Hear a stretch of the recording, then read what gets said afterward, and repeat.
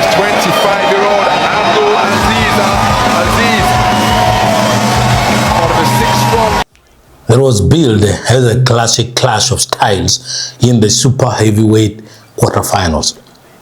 But the showdown between Uganda's Aziz Abdul, aka Ringo, who is a grandson of former Uganda President Idi Amin Dada, and England's Dama Thomas, ended not with a dramatic knockout, but in total referee disarray. From the opening bell, Thomas used his substantial 5-inch reach to dictate the range. Aziz landed a few early, heavy sweeping hooks that caught the crowd's attention, but Thomas quickly calibrated his distance. A crisp shot left inside sent Aziz into a standing 8 count, allowing Thomas to sweep the opening round 10-8 across all 5 scorecards.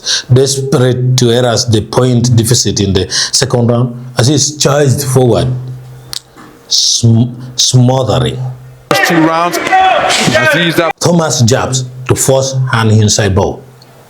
However, aggression quickly turned into reckless frustration. Aziz repeatedly drew warnings from the referee for striking on the head. By the time the second bell sounded, point deductions had left the Ugandan with a near impossible task on the scorecards. The third round brought the breaking point. Trailing heavily, Aziz pushed inside to close the gap, but as the two wrapped up in a tight cling, he flicked his head upward, landing a clear headbutt directly on Thomas' chin. The referee didn't hesitate. Stepping in immediately, he signaled an instant disqualification, bringing a chaotic fight to a sudden end. Oh dear me, he's pushed off his feet and he's launched beneath Demar Thomas's bearded chin with his head, and that's a blatant headbutt in the face of the referee. That's the 3rd warning, and Aziz Abdul has been disqualified. A warning in each of the 3 rounds, and that in the 3rd and final round when he got inside.